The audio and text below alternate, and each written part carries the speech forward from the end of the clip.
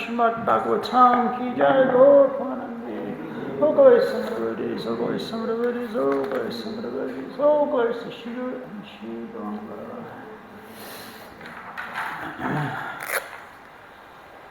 We're reading from Srimad Bhagavatam, Canto 3, Chapter 1, text number 18.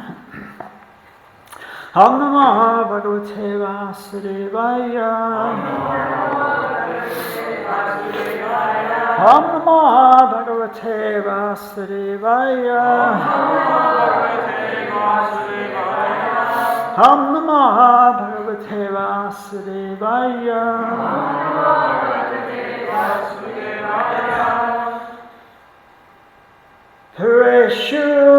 Pureshu Punya Pavanadji and sinless, and where the forms of the unlimited decorate the temples.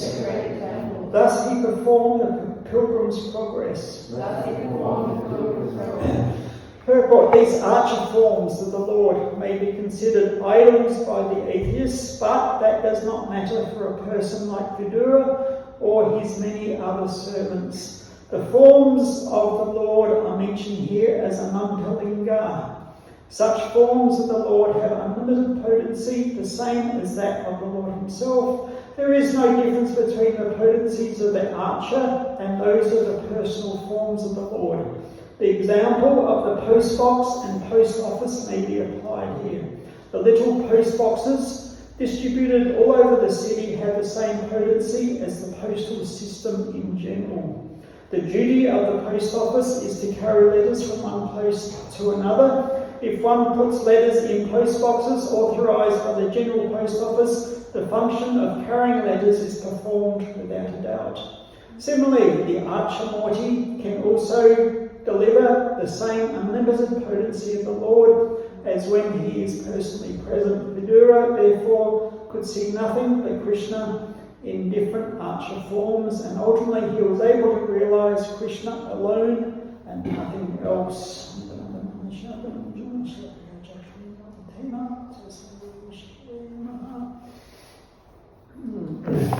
So Vidura, he's been kicked out of the palace by Duryodhana, so he's taken that as Krishna's special arrangement to go on pilgrimage instead of becoming bitter or remorseful. He says, now is my opportunity to go on pilgrimage. And indeed, of the different activities that a devotee can perform, pilgrimage is one very important part. Of course, every religious tradition has always had some form of pilgrimage. All the main religious traditions, Buddhists and Muslims, the Hindus and the Christians, they all have their own special pilgrimage places. And it is said for any pious person living in India, they should travel to the 4 main holy dhams or holy tirthas within India. So those 4 in the north, what's the one in the north? So? No, further north. Right up in the mountains, Himalayas. Badrinath, yes. Who's been to Badrinath? Nobody? It's the Vrindavan one. Yeah. So, I went there in 95 with my family, and we got a train from Delhi to Rishikesh, and then from Rishikesh it's about 12 hours in a bus straight up into the mountains to get to Badrinath. Very ancient place, but you hear Badrinath mentioned a lot in Bhagavatam. Devotees going on pilgrimage into the mountains. It's where Srila Vyasadev's cave, Vyasa Gufa, his cave where apparently he spoke Bhagavatam. You can visit that cave there. So that's in the north, and to the west coast, what's the dham we'd like to visit? Dwarka, very good. So when Krishna, he left Mathura and he took the whole population, all his extended family, and they went to Dwarka. And on the east coast is Puri. We just had Rath Yatra in Puri a few days ago. And way down in the south, the fourth one is Rameshwaram. Yeah. So it said a pious Hindu should visit all those 4 places. At least a devotee should visit all those 4 places. It's recommended. Like Muslims, they say every Muslim at least once in their life should go to Mecca, like that. So, and Buddhists should go to Bodh Gaya, where Buddha achieved enlightenment. So, and of course the Christians, their main one is Jerusalem. So, because there's many other different pilgrimages also up in the in the Himalayas itself, you have the Chardam Yacha. We've mentioned Badrinath. What's the other? Another one there. You do the 4 altogether, Badrinath and Kedarnath. It's where Lord Shiva. Badrinath is where Vishnu is a temple of Vishnu.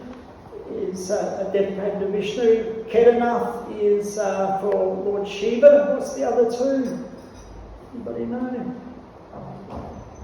Sorry? Gangotri. It's a temple dedicated to Ganga, Mother Ganga, and Jamunotri. So anybody been to those at all? No, it's very mountainous. And of course, traditionally, the devotees would walk in between. There's about 50 kilometres between each one. But because it's so mountainous, if you go by bus, basically you can go up to one, but then you have to come back 100 kilometres or so, and up and around and back to the other one again. So by bus, it would take about a week because it's so far following the road. That was a traditional pilgrimage that some devotees would go on. So it is quite austere, can be very cold. During the winter months, particularly, probably most of them, but particularly Badrinath I know of, it gets snowed in. And so everybody who lives in Badrinath, they come down the mountains a bit. Because it's all that's left in Badrinath is soldiers. There's a contingent of soldiers kept there. It's a bit of a politically sensitive place because about 30 kilometres from there is the Chinese border.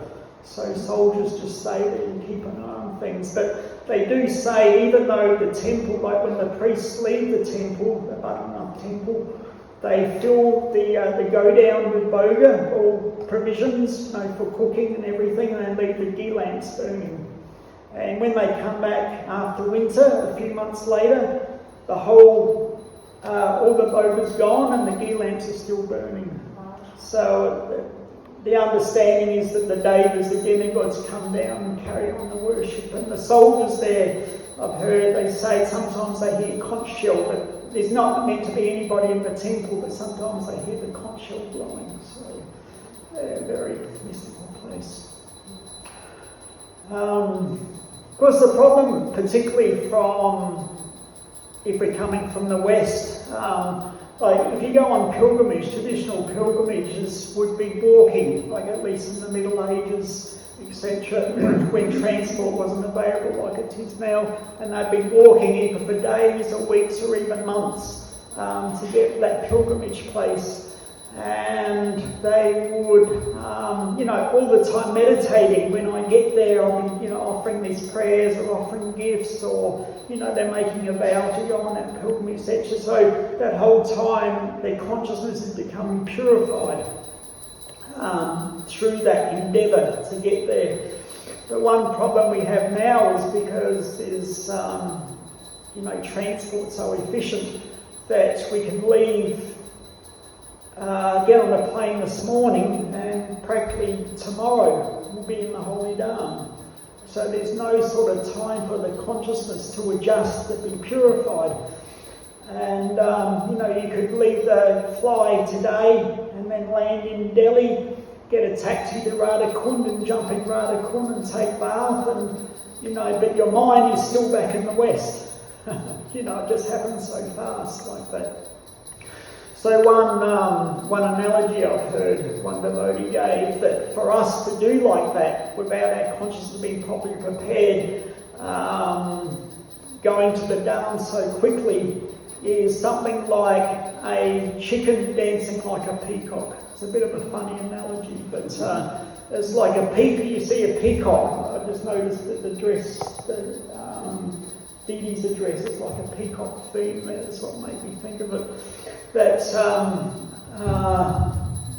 when you see a peacock dance, it's very beautiful.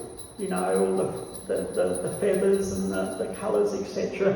But if a chicken was to dance in the same way, who would notice?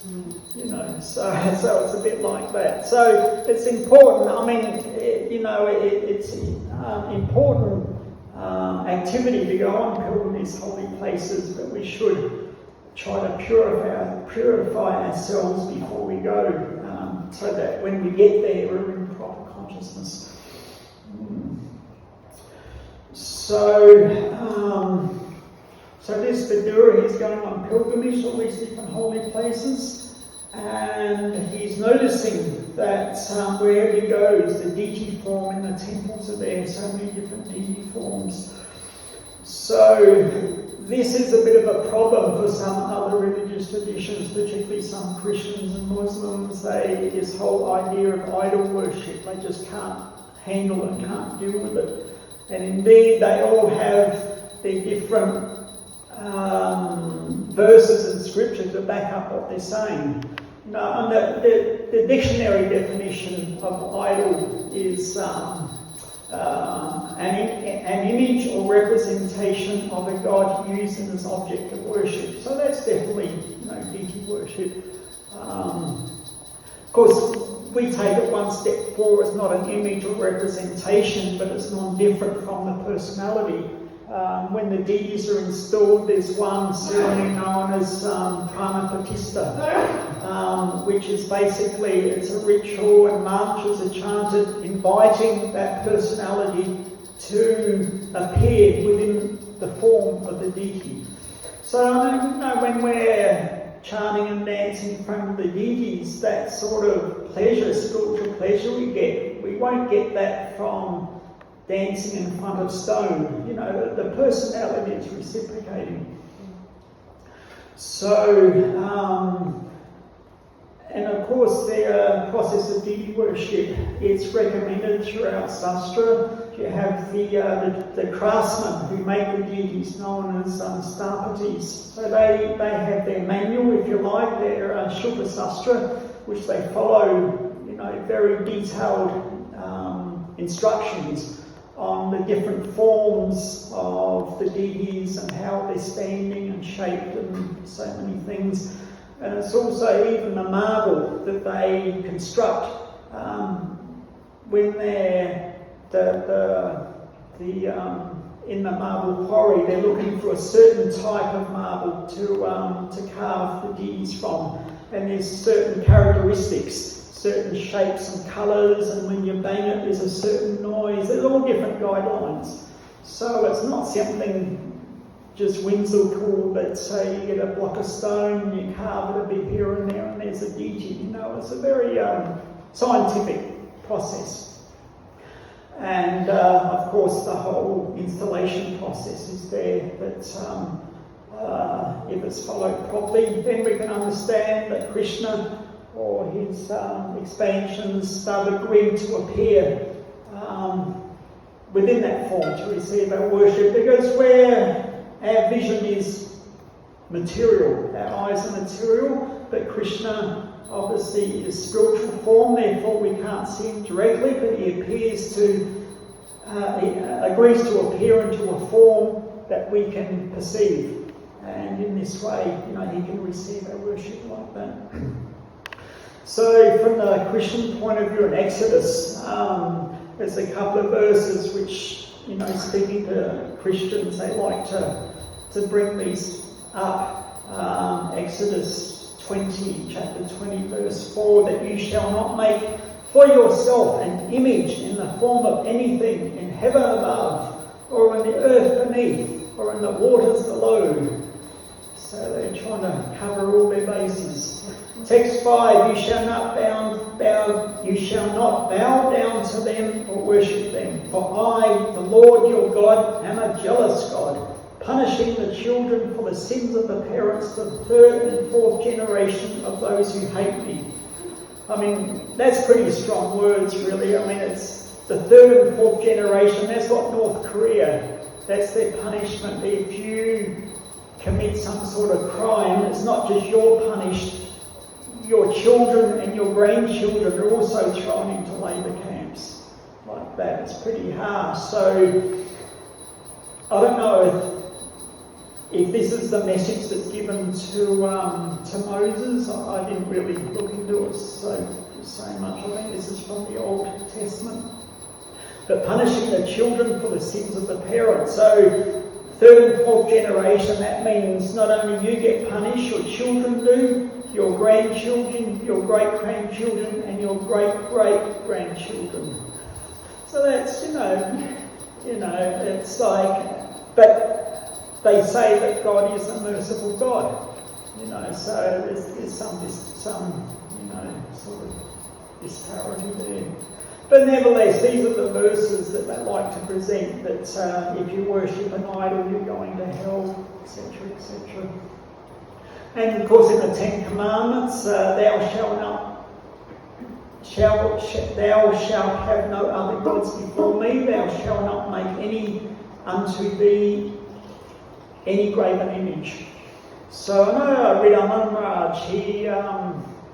He's a very expert scholar and linguist. He spent time in Israel. He was studying a lot of the original Hebrew scriptures on these different points. And his conclusion, just going through word by word, that these refer to anybody apart from the original God, like any other devas. They shouldn't get the prominent worship. God himself should get the prominent worship. That's what it's really referring to. But just due to a lack of knowledge and for whatever reason, some of these people, they like to say any image. Of course, when you're asked a Christian, well, if you say these are idols, what does God look like? No answer, because they say nobody's ever seen them. So it's not really based on a solid understanding. It's a little bit, you can use, say, well, Christian God or Muslim God or Hindu God. It's like, this mentality can be termed as a tribal theism, which basically means my God can beat up your God, more or less. That's what it comes down to. Islam and Christianity, their roots were in the desert in the Middle East, and so it was very much a tribal culture. And you could imagine that a lot of these tribes that had their own deities and their own gods, whatever, and then they'd be fighting because my God is better than your God. So this is tribal theism, as opposed to a much higher understanding, philosophical theism, where through philosophical debate you come to some sort of common ground. So, and in Islam, we are commanded to worship only Allah. We don't worship any prophet, sage, creature, or idol. To every nation and tribe we have sent a messenger that they worship Allah and keep away from false deities. So it's more or less the same message. God Almighty hates, they like to use the word hate. I mean, God doesn't hate anybody. It's like we're putting on, people are putting on their own mentality or their own consciousness on what they think maybe God doesn't like. But when you use the word hate, I mean, it's a very strong language, but God Almighty hates that people worship anything besides Him. He is not present in everything by Himself. He is not there inside the stones and pillars as the polytheists or the idolaters believe. Hence, idolatry is a sin according to the religion of Islam. So they would have a problem with Lord Nishimure because he appeared from the pillar. But anyway, so this, and also, I mean, there's so many different denominations within these different traditions, and they all have their slightly different slant about it, different idea. But a lot of what it comes down to is that if you don't follow what we say, you go to hell. And many of these groups want to say you go to hell forever. So, forever is a long time. And if you say that God is all merciful, if you happen to make a philosophical mistake in this one lifetime, should you really be punished forever? It's like, it doesn't really make sense. I used to work with a Muslim guy in Perth years ago. He was a nice guy to talk to, but had this idea that if you don't worship Allah, you go to hell forever. And I said, but Allah's all merciful. Yes, He's all merciful, but if you don't worship, you go forever. I said, well, this is conditioned mercy. You're placing conditions on Him that unless you worship me, it's like. But anyway, that's their spiel. Of course, we can understand this is coming from what we could say fanatical sort of preachers who are trying to keep the flock in line, people in line, so using fear to keep them like that. So, but from a philosophical and, just common sense, it's sort of, if you use the argument that if you don't worship, the Muslims use, if you don't worship Allah, you go to hell forever. Okay, so if a parent was to know that their children, due to some philosophical mistake, is being tortured forever, as a loving parent, they want to do something about it, right? That's just a normal love that parent has for the child. So why should we worship somebody who is morally inferior to a human? That's an argument you can use. That it sort of comes from they say God is angry, and the whole thing is on obedience. So this is an element of Aishvarya, awe and reverence. Fear is a part of that. When you're in awe of somebody, there's an element of fear as well. So, and the Christians, they're very proud to talk about God-fearing. I'm a God-fearing Christian. So to fear God is better than ignoring Him or disbelief in a sense, but a far higher platform is to love God, because that's what He wants. In Mass, Sastra, we never see anywhere that you should fear me. Christian's not saying you should fear me. Everywhere He's saying, give me your love. Patram Pushantaram Toyam, Yome Bhaktivanashati. He said, if you offer me with love and devotion, even something simple, fruit, leaf, flower, water, I'll accept it. So, anyway, it's like people are born to a certain type of nature, and they'll be attracted to, different types of sort of religious processes. So some people who are in that idea that we should fear God, He's a wrathful God, and we have to be obedient, so they may be attracted or born into a family with that sort of tradition. But from a Vaishnava point of view, it's not so attractive that, God is a wrathful, hateful God, and we have to be submissive, otherwise we get punished, and, at least to me, that's not very attractive. Better, God loves everybody, and you just do what you want, what you can, and He appreciates everything. Just try to give your love, do the best, not that unless you follow, you're going to hell. Everybody has to decide what they want, but at least to me, the love message appeals to me a little bit more. So from the Bhagavatam,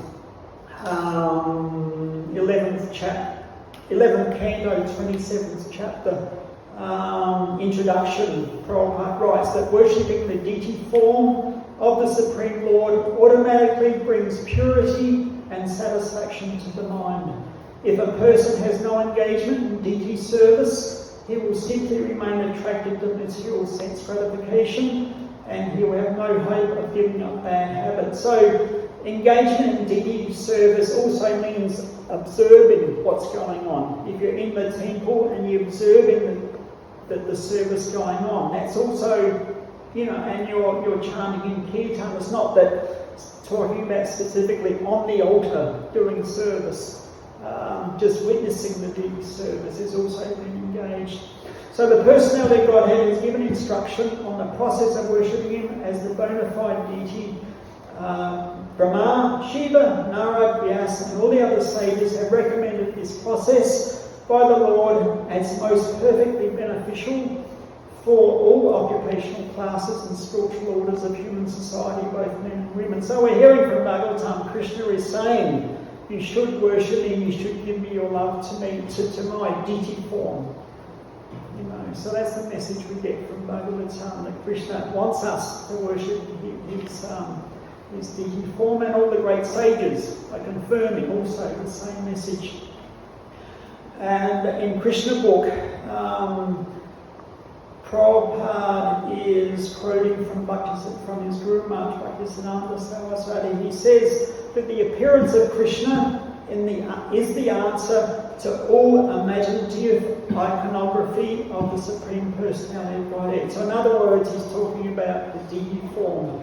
All imaginative iconography, everybody's imagining, you know, some sort of form. But when Krishna appears as he is, there's no longer need for imagination. So everyone imagines the form of the Supreme Personality of Godhead according to his mode of material nature. In the Brahma Samhita, it is said that the Lord is the oldest. Therefore, a section of people imagine God to be very old. So we have Leonardo da Vinci? Michelangelo. He painted the picture of God on the ceiling of the Sistine Chapel. So what does God look like? If he's the most wise, he must be the oldest. So he's an old man with a long beard. You know. So that means you could take it to mean that God is under influence of time. Because if you take it to the next step, he's getting older and his beard getting longer, and eventually he'll die. I mean, that's what age is. You know, it's like you're old, you're getting older. That's the material understanding anyway. So some people have this idea that he's the oldest person, therefore he must appear very old. So all people are imagining the form of the Lord. Sometimes he has no form, sometimes he has form, according to the different imaginations. But the presentation of Krishna in the Brahma Samhita is Vijnanam, scientific experience knowledge given by Lord Brahma and accepted by Lord Chaitanya. So we've heard previously, Lord Brahma, he's personally seeing Krishna before him. So when he gives the description of Krishna, he's directly describing what he's already seen. And of course, Lord Chaitanya, being Krishna himself, is obviously accepting that same version. So there's no doubt about Krishna's form, Krishna's flute, Krishna's colour. Everything is reality. Here it is said that it's Vijnanam. So you have Jnanam is knowledge that is theoretical, but Vijnanam is realised knowledge. So this Vijnanam is always defeating all kinds of speculative knowledge. So therefore we can understand when Krishna appears, I have heard the argument that, well, somebody's carved these deities, so therefore you're worshipping something artificial. So it's a valid point, but we would say actually Krishna is appearing because of the desire the devotees want to worship him. He's appearing through the hands of the craftsman. He's giving the craftsman intelligence how to present Krishna in a very beautiful form. So that's more of a higher understanding, that it's not simply an artist carving out something that's worshipped. This Krishna is appearing through the hands of the craftsman. So back to pilgrimage. We know people, they go on pilgrimage to achieve different things. One is, to hear the saintly people speak on the activities of Krishna. It's also taking bath, and you're getting rid of the sins. The holy rivers and lakes, they're absorbing one's sins. And Prabhupada did say that every now and then, like the Mayapura floods, the Ganga floods, and he said, this is basically the Ganga coming and washing all the sins. All the sinful people come to the dam for purification. They leave their sins behind. So every now and then Ganga comes and washes those sins away. So there's a little story here that's Pavan Sarovar. Anybody been to Pavan Sarovar? It's not far from Nandagram in Raj. So Pavan Sarovar, near the village of Nandagram, was originally called Nanda Sarovar from Nanda Maharaj. Nanda Sarovar because Nanda Maharaj excavated it for the pleasure of the Brajvasis. So he had the lake excavated so that the residents could take bath there.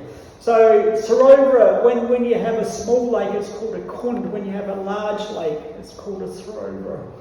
So it's not that far from Radhakund, actually, Pavan Sarovar. So there's a story how Nanda Sarovar became known as Pavan Sarovar. So one time, young Krishna, he saw his mother was cooking all sorts of unusual preparations. And not the regular, rice, dal, sabji, chapatis. It was all like, samosas and kachoris and bhuja and all these, unusual things that Krishna doesn't usually see his mother cooking. So, like young children, they're always very inquisitive and asking so many questions. So Krishna says, "Oh, Mai, why are you cooking all these things?" And she said, "It's for your Baba. He's going on a Tita Yatra, like going on pilgrimage. So all these things are fried in ghee, and they'll last for a long time. So when he's walking, he can just eat a little bit as he's going along." And Krishna said, "And where is Baba going, Mai? Where is he going?" And Mother Jasoda says, "Oh, Lala, he's going to Prayag." So Prayag used to be called Allahabad. It was originally Prayag, the king of the holy places, but the Muslims, they changed its name to Allahabad, but it's been changed back again as Prayag now. It's where the Kumbh Mela is held every 12 years. So Krishna says, "Oh, and where is Prayag Mai? Where is that?" So many questions. Mother Jasoda says, "Oh, Lala, you're asking too many questions. I'm very busy. You go and ask your Baba, your father." So Krishna, he went to Nanda Maharaj and said, "Where are you going, Baba? Where are you going?" He's tugging on his, dhoti. "Where are you going, Baba? Where are you going?" And he said, "I'm going to Prayag." "Oh, Baba, and where is that? Where is Prayag, Baba?" "Oh, Lala, that is a very sacred place where the Ganga and the Jamuna and the Saraswati meet." I actually went to Kumbh Mela in '89. There was 20 million people there for 6 weeks. So the Ganga and Jamuna and the Saraswati you can't see. Apparently, some people say it's underground, but where those three meet, that's called the Triveni. So when you take your bath on the special days, you're bathing right at the conjunction of those three rivers. So the Triveni. So Krishna said, "Oh, Baba, today is a very inauspicious day to travel." So this is just a very young boy telling his father, "Baba, don't travel today, very inauspicious." Says tomorrow is Akshay Tritiya. You should leave tomorrow. So Akshay Tritiya in the astrological calculation, very auspicious day. This year it was on the 3rd of May, so it's already been. But in India, they see it's a very auspicious day to get married, or to open a business, or to go on a journey, or to start constructing a house. So Shai means decreasing, but Akshay means ever increasing.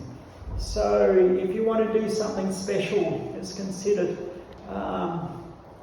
the Akshay Tritiya, very auspicious day. So Krishna is saying, Baba, you go tomorrow. Akshay Tritiya, very auspicious day for starting your journey. So Nanda Maharaj says, "Okay, you're telling me tomorrow, I'll go tomorrow." So early next morning, Nanda Maharaj, he comes downstairs to take his bath, and what does he see? He says this big personality is rolling around in the dust in front of his house, laughing and laughing, ha ha ha, ho ho ho. And then he gets into the Nanda Sarovar and he comes out again and rolling in the dust and laughing and laughing. And Nanda had never seen such a personality before. So, Maharaj, who are you? I've never seen you before. And this personality said, I am Prayag. And Nanda Maharaj said, Prayag? There's no Prague in this village. And he said, oh Baba, I'm not from here. I am Prayagraj. And Nanda Maharaj, Prayagraj, king of all Tirthas. And Nanda Maharaj said, why have you come here? And he said, every year, everybody comes to me and they leave their sins. So once a year, I come here on Akshaya Tritiya and I take bath in this lake and I become Pavana, purified. So every year he does that. And so Nanda Maharaj is thinking, so every year Akshaya Tritiya, Prayagraj comes here to take bath in my lake. And then he's looking across on the other side, he saw all these beautiful ladies, they're taking bath. And he goes over there, their beautiful faces and their hair and their jewellery, all effulgent, and their saris, all gold and silver weaved through it. And he goes, those old ladies, and who are you? And so the lady said, I am Ganga, I am Jamuna, Saraswati, Kaveri, Narmadi, Sindhu. So all the holy rivers, they had appeared there. And why have you come here? It says, well, all year, all the pilgrims come to us and they leave their sins in us. So once a year on Akshaya Tritiya, we come here and take bath and we become Pavana, purified. So, Nanda Maharaj, what to do? He takes bath himself and goes back upstairs. And by then Krishna is awake. So, oh, Baba, you're going today. And Nanda Maharaj says, no, I'm not going today. Oh, Baba, why is that? And says, well, every place I want to go to take bath, they have come here. So why should I take the trouble to go there when they've all come here? So after that time, Nanda Maharaj Sarovar became known as Pavana Sarovar. So anybody who takes bath there becomes Pavana, purified. Okay, we'll end there. Thank you very much. Any questions? Yes. Have a mic.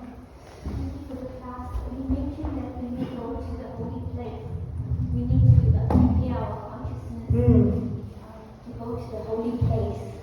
So how do we do that? And also we know that Prabhupada created the holy places in a way, so we are living here in Govardhan, which is also a holy place. Yeah. So how do we develop our consciousness and also purify our consciousness and maintain that consciousness of living in a holy place? Yeah, so more or less what we're doing, but we need to really focus. We can read all the pastimes about these tirthas that we want to go to.